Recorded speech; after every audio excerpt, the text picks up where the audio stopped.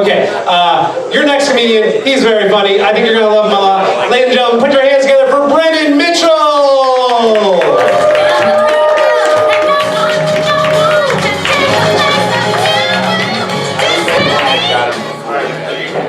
Thanks, guys.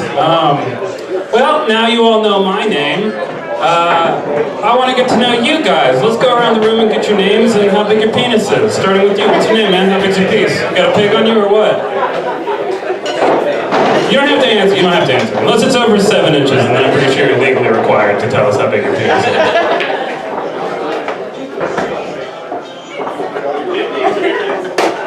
I don't know. So what? You guys like smoke crystal meth or what? Hell yeah. Just me and the other guy? So, like, there was an ad campaign for a while where it was like, crystal meth, not even once. But I'm here to tell you that if you get the chance, you can do it once. I did it twice by accident, and I'm gonna tell you, it was pretty fucking rad. It's a cool drug. Here's the thing, I'm not gonna explain to you how I did it accidentally. I like just giving people the idea that I like tripped into a broken light bulb and was like, oh no, it's hot, and then smoked crystal meth. Hell yeah, dude. Alright, let's just go around the room and everybody say their take on meth real quick, and if you want to follow it up with how big your pig is, let's hear it. Let's go. No, you don't have to. How big's your penis? 6 inches. Hell yeah, dude. Got me beat. That's pretty rad. Okay. That made less sense, surprisingly, but crystal meth's cool, man. I'll get through this fucking joke if it kills me, I swear to God. Crystal meth's pretty cool. Here's how you know crystal meth's right for you. This is my pharmaceutical ad, by the way. Do you like Adderall, but you're tired of talking to your doctor? Crystal meth. Side effects may include everything bad you've ever heard about crystal meth. No shit, I have like 10 minutes of crystal meth material that I'm trying to piece together. But I don't want it to get long in the tooth, so like I'll move on. But real quick, hey, you seem cool. This is every joke I've ever written. I'm gonna scroll this. Look at this. Look at this shit. Look at all this nonsense. Okay, would you read the first 2 words of this to the audience? Crystal meth. Hell yeah, dude. That was my first fucking joke, dude.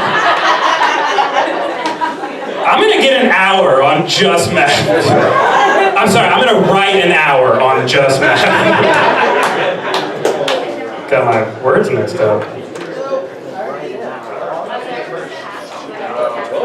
Meth heads get a bad rap. We do. But I don't like that because I consider myself a pretty nice meth head. I would venture as to say like neighborly. Like a meth head who could go on Sesame Street. I could teach kids about stuff. Right? Like I could teach them about chemistry. Hey kids, can you tell me what bonding agent turns this common household cleaner into a Schedule 1 narcotics offense? And all the kids would be like, potassium chlorate. Where do we find it? Match heads. I could do a session with the count, right? Teach them to count stuff. All right, kids, time to count how many days until we're eligible for parole. Come on. I teach them how to do the fucking 5 on the wall of their prison cell for the movie to show the passage of time. Con Air, it's a good movie, check it out. I'm on meth right now, sorry. I teach you about to count. All right, kids, time to count how many bullets we got left in this gun. Make sure to leave one for yourself. Don't let those fuckers take you alive. Or whatever he does. Watch Sesame Street. I'm too busy to think about it. All right. No more meth stuff for at least 5 minutes. Have you guys seen the movie Jaws? Did anybody see Jaws in theaters? Yeah. You caught me off guard. You're good. My dad saw Jaws in theaters. He said he was so scared that he didn't go to the ocean for like a year after that. I had a similar experience with the movie American History X. Yeah, I was so scared. I didn't go to prison for like a year after I saw that movie. It's a great movie. I love how like Edward Norton's character arc in that movie is just like, huh, guess it's not so cool being a racist after all. Am I the only one that's seen this movie, just this side of the room? Shut up. I'm kidding. Yeah, here's what I love about American History X. It's the only Oscar-worthy film that accurately depicts the horrors of prison rape. Kids these days, they think prison rape is just a walk in the park, and we need to fix that. There's like a hierarchy here too. It's like, what would you rather? Would you rather be eaten by a shark in the ocean or raped by a white supremacist in prison? And if we're ranking it, there's another possible switcheroo there. You could be raped by a shark in prison. That raises a lot of questions. But I'm much more terrified of being eaten by a prisoner in the oceans, because that raises way more questions. But then I gotta do the mental thing, is like, alright, what if the shark's a white supremacist? That's a lot of questions. I'm gonna move on.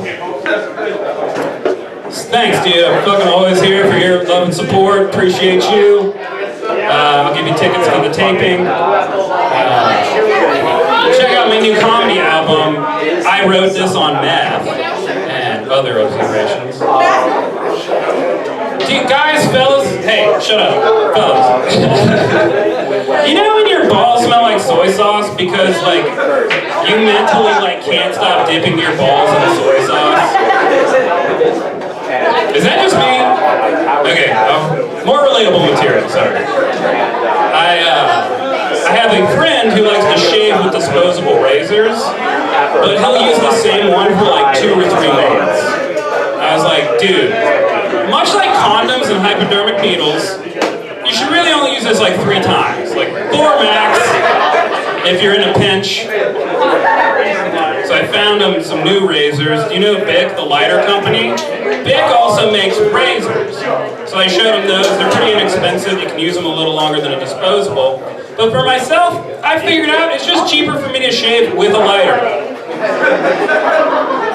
What I'm trying to tell you, kind people, is you can get away with a lot in a bus station bathroom before they kick you out. Also a great place to find some hypodermic needles and some condoms with another couple of miles on them, you know what I mean? I am a loser. Anybody willing to also admit that? Not you, you got a big pig. I started referring to penises as pigs, by the way, if anybody's confused in here. And that hog's coming home soon. What was I fucking talking about? I'm a fucking loser, dude. It's all hitting me right now. I'm so, dude, now I'm interested. I'm a fucking sparrow, by the way. I see shiny shit and I go towards it. Crystal meth. Alright. I'm a fucking loser. Dude, I'm such a loser, I have to call the cops to do wellness checks on myself. And it's gotten bad. Now the cops are calling my parents and they're like, you guys gotta check on him. We're not going over there anymore. It just fucking smells like soy sauce and burned hair. We're not checking on him anymore.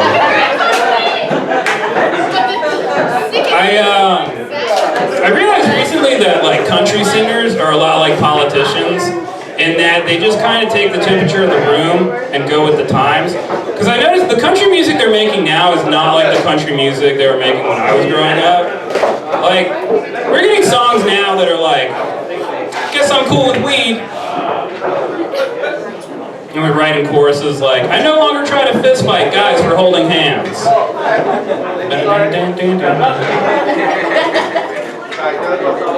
I think we got close, like on the misogyny thing. I think we were almost there.